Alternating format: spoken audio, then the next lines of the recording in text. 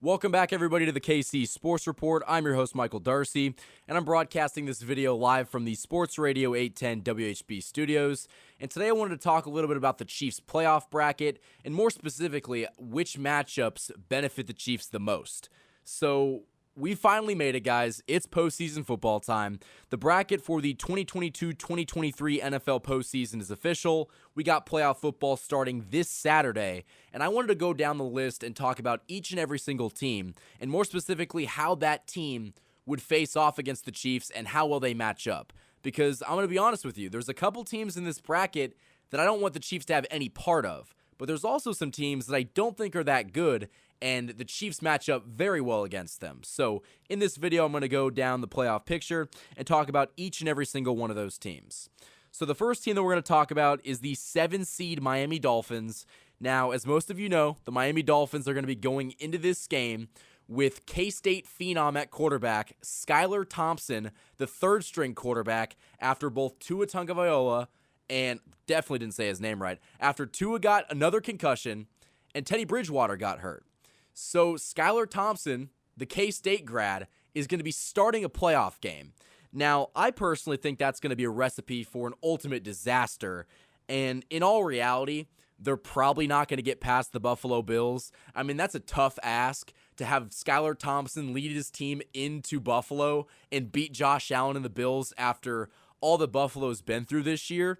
So it's not very likely that the Chiefs do face off against the Dolphins. But I'll tell you what, if somehow the Bills were able to lose that game, the Dolphins matchup, well, the Chiefs match up really well with the Dolphins. I mean, they can't really do a lot on offense right now. Tyreek Hill is very good this year, don't get me wrong, but I think that defense has a lot of holes. I just think that overall, they're very dependent on their quarterback coming back. And in all reality, he's just not going to be able to do that. So I think that the Dolphins match up well just for the sake of not having a starting quarterback. But, you know, the whole team isn't great regardless. The 6th seed is also a team without a quarterback, and that is the Baltimore Ravens. The Baltimore Ravens are going into this postseason with who knows who at quarterback. I couldn't tell you who the quarterback of the Baltimore Ravens is going to be. But I can tell you one thing. It's not going to be Lamar Jackson. Lamar Jackson's in a contract dispute. He already got injured this season. I think there's 0% chance that even if he's healthy, he plays in this game. So the Baltimore Ravens, I mean, the receiving core's trash. We know this because Demarcus Robinson is one of their best receivers when he's healthy, which is very sad. Sammy Watkins is somehow back on this team, and they're trying to act like he's still a good wide receiver. So the Ravens have an injury-prone team, to be exact, but they're going to have no starting quarterback, a weakened wide receiver core. Their defense has been better as of late, but I don't really think that Baltimore has been that good. I mean, they were losing to the Bengals. They were losing to basically everybody. I think they lost their last 5.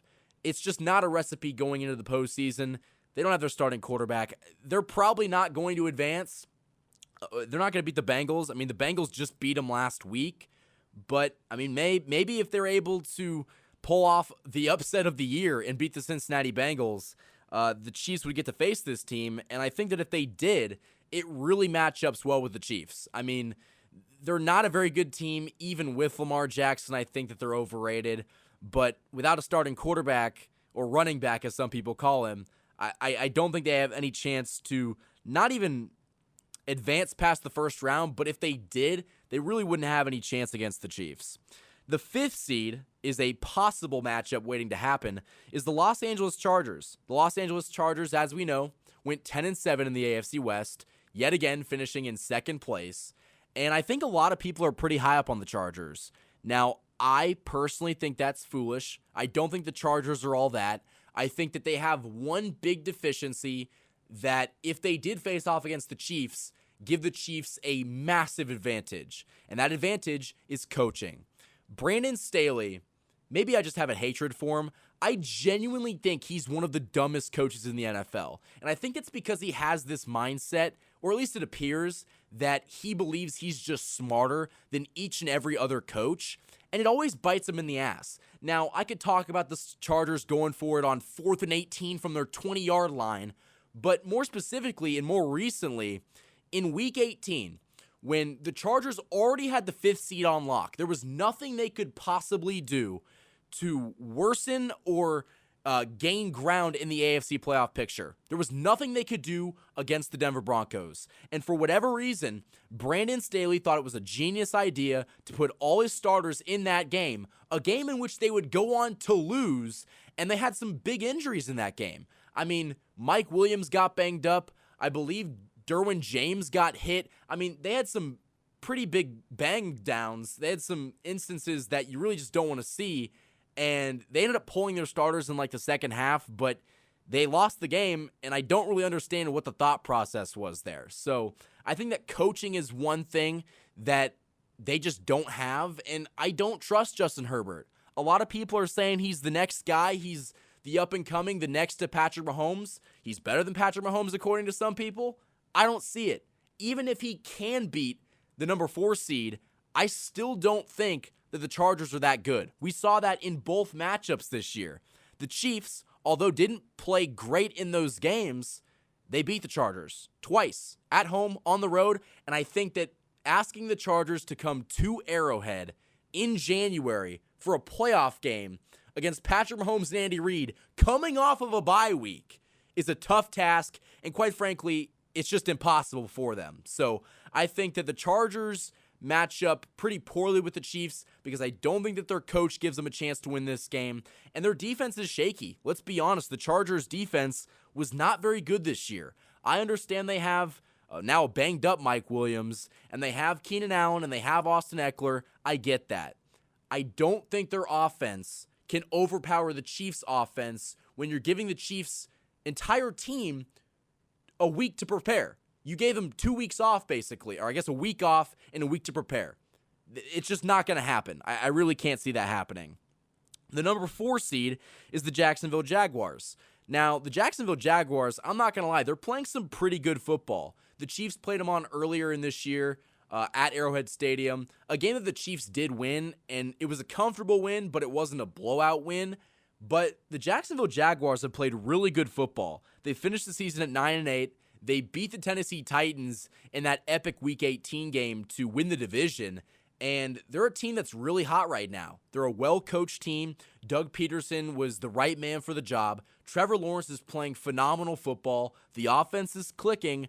I really do like the Jacksonville Jaguars. In fact, I'll get into my predictions probably in a different video, but I think that the Jacksonville Jaguars have a real shot at pulling off some upsets, so to speak. So I think that the Jaguars are playing some really good football right now. And how do they match up with the Chiefs? I still think that the Chiefs are just superior in basically every category because they have the better quarterback, they got the better coach. I just think that they have that playoff experience that really does play a factor when you get down the line in these games.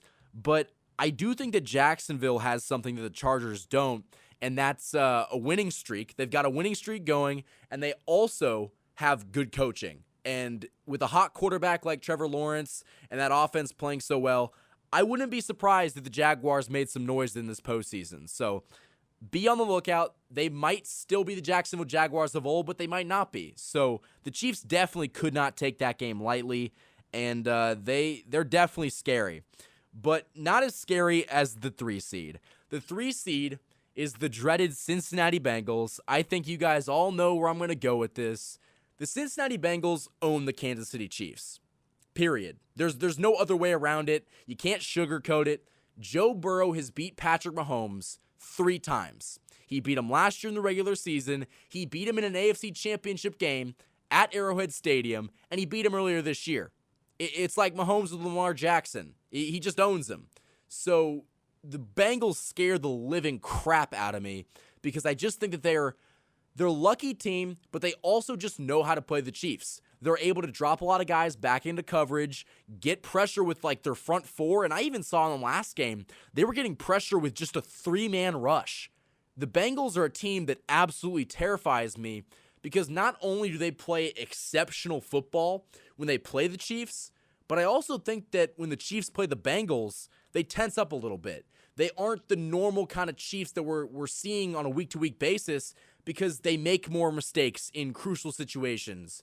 They just don't execute at the highest level. And against the Bengals, that seems to be an issue. We've seen the Chiefs not execute at the highest level and still beat the Bills in the playoffs and still beat other great teams.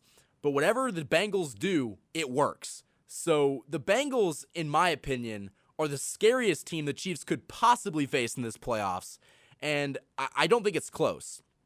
I think that the Bengals are a well-coached team. Their offense is one of the best in the NFL. I mean, Jamar Chase, Joe Burrow, T. Higgins, Joe Mixon. That team is stacked. And defensively, that defense is really good. I mean, we gave a lot of crap to Eli Apple last year for basically being burnt toast. He hasn't been terrible this year. And the defense overall has been shockingly pretty good. So I think that the Bengals are a matchup nightmare for the Kansas City Chiefs. I know that if the Chiefs were to face the Bengals, it would be in the AFC Championship game, and it would also be at Arrowhead Stadium. But no part of me wants the Cincinnati Bengals. I would take any other team. I would take the Chargers, even though it's a divisional rival. I would take the Buffalo Bills. I would take anybody but the Cincinnati Bengals. And that's just because I think the Bengals know how to play the Chiefs. They're a well-coached team, and they just have that it factor. I don't know what it is. I really don't know what to tell you, but the Chiefs just cannot beat the Bengals. I hope that they prove me wrong. I mean, ultimately, the Chiefs want to beat the best to be the best. But man, I mean, after seeing what the Bengals did to the Chiefs the past 3 meetings, I think if you find a Chiefs fan that is really eager to play the Bengals, that's kind of foolish, because I really don't want to see another nightmare in losing an AFC Championship game to the Bengals. So enough about the Cincinnati Bengals. Let's get on to the 2 seed, and that is the Buffalo Bills. As we know, the Buffalo Bills were able to persevere through a major travesty in losing a guy like Damar Hamlin. Hamlin out of the hospital, by the way. He's doing much better, which you love to hear, and his charity, I think, got like $6 or $7 million. So it was really cool to see the NFL rally around Damar Hamlin, and I think that it kind of brought unity among all the teams, which is a rare thing. And I know a lot of Bengals fans are kind of pissed off because they didn't get the 1 seed and all that kind of stuff. I think the NFL did a pretty good job of balancing it out and making it all equal, so that if the Chiefs do face off against the Bills, it would not only be in the AFC Championship game, but that AFC Championship game would be at a neutral site. And in fact, at the time of this recording, they just released where the neutral site would be, and it would be in Atlanta. And I think that's the perfect environment because it's not too close to Kansas City, it's not too close to Buffalo, and I like the fact that it's in a dome, because when you're playing in a game of that magnitude, an AFC Championship game, and one team hasn't earned the home field advantage right, you might as well play that game in a dome. Like, why have inclement weather play a big factor when, if you're going to move the game anyway, you might as well go to a dome? But, you know, the Buffalo Bills are interesting because I think that they're really good, but I don't have that same fear about the Buffalo Bills that I do of the Bengals. The Bengals terrify me. I have not made that quietly known. I am not a fan of the Bengals, and I really don't want to play them. The Buffalo Bills, on the other hand, I wouldn't mind the Chiefs playing the Bills. Now, I obviously am not eager for them to play the Bills because I want the Chiefs to get as far as possible without having to play the best team. But I think that Buffalo's a lot more beatable than people will say. They have a big turnover problem, similar to the Chiefs, at least from what I've seen. You know, their offense is good, but, you know, as I was watching that New England Patriots game against the Bills, if that Buffalo running back, I can't remember his name. He played in Indianapolis. It'll come to me 2 days from now, but he had 2 kickoff returns. Outside of that, I mean, the Bills' offense didn't look that good. And the Bills' offense is good, don't get me wrong. I mean, Josh Allen, who's been kind of playing poorly recently. Josh Allen, Stephon Diggs, Dawson Knox, Devin Singletary. Again, can't think of that running back from Indianapolis. Guys, let me know down in the comments, who is that guy? Because I'm going to kill myself if I can't think about it. But who is that guy? The Buffalo Bills' offense is very good. The defense is going to get, you know, I think Micah Hyde actually is going to come back, one of their safeties that's been hurt. If the Chiefs did face off against the Bills, they would have Micah Hyde probably in that game. But I really do think that, you know, the Bills aren't as good as everybody says they are. Now, they're a good team, don't get me wrong. But, kind of as we've seen recently, Josh Allen hasn't been playing great football. He's still a great quarterback. He's still one of the most talented quarterbacks in the game of football. But I don't think that he's really beaten Patrick Mahomes when it counts, obviously. And I also don't think that he's playing his best football right now. You could make the argument that Patrick Mahomes is playing his best football right now. So I'm not really sure if I trust Josh Allen and that Bills team to turn it on in the playoffs when they've not really been able to do it recently. So I think that the Bills are an interesting matchup for the Chiefs. Definitely a team that I don't want to face, but I don't want to avoid them either. Like, if we have to play the Bills, we have to play the Bills. And I'm going to be confident going into that game, whereas if it were the Bengals, I wouldn't be so confident going into that game. But that's always the playoffs. There's going to be some teams that you match up well with, and there's going to be some teams that, quite frankly, you don't.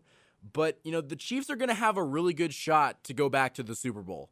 It's going to be difficult. No one says it's easy, but getting that bye week, whether you quote-unquote earned it or not, I really don't care. I know a lot of Buffalo fans are probably pissed off, but listen, Cincinnati got it much worse than Buffalo, and it kind of sucks, but stuff happens, and the Chiefs were able to get the 1 seed. I don't care how they got the 1 seed. The fact is they got the 1 seed. That 1 seed gave them a week off. It gave them extra time to heal up and study their next opponent, and that's a big benefit because in addition to the Buffalo Bills having to win 2 games to get to the AFC Championship game and 3 games to get to the Super Bowl, the Chiefs only have to win 1 game to get to the AFC Championship game and 2 games to go to the Super Bowl. It's drastically easier when you get that bye week and you don't have to play the wild card round. So I think that it's definitely going to be an interesting playoffs. The Chiefs have been up and down this year. Sometimes they look like the best team in football, and other times they look like a team that could exit in the first round. But that almost makes this postseason more exciting because I have absolutely no clue what's going to happen. The Buffalo Bills could go all the way. The Cincinnati Bengals could run this thing back and go all the way as well. The Jacksonville Jaguars might be able to make a push. I mean, nobody knows what's going to happen, but I think that as long as the Chiefs go out in the playoffs and play their best football and don't turn the freaking ball over, they're going to have a great chance to go all the way. Because I still maintain that when the Chiefs are playing their best football, nobody's better than them. So hopefully the Chiefs can take care of business after the bye week, and whoever their opponent is, as long as they come out prepared and ready to go, it shouldn't matter too much. But I will say that you're not going to have to play both the Bengals and the Bills, which is a big advantage. You're only going to have to play one of those 2 teams, and like I've said probably 10 times in this video, let's hope it's the Bills. I don't want to see the Bengals. So until next time, guys, thank you for watching this video. If you haven't already, go ahead and subscribe to the YouTube channel. Go ahead and click the link in the description and go to the website, kcsportsreport.com. More content's getting posted by there regularly. I'm typing up a lot more articles and kind of keeping you guys in the loop on the website. The social medias, Instagram is KC_sports report, and Twitter is @KC Sports Report. Until next time, guys, thank you for watching this video, and go Chiefs.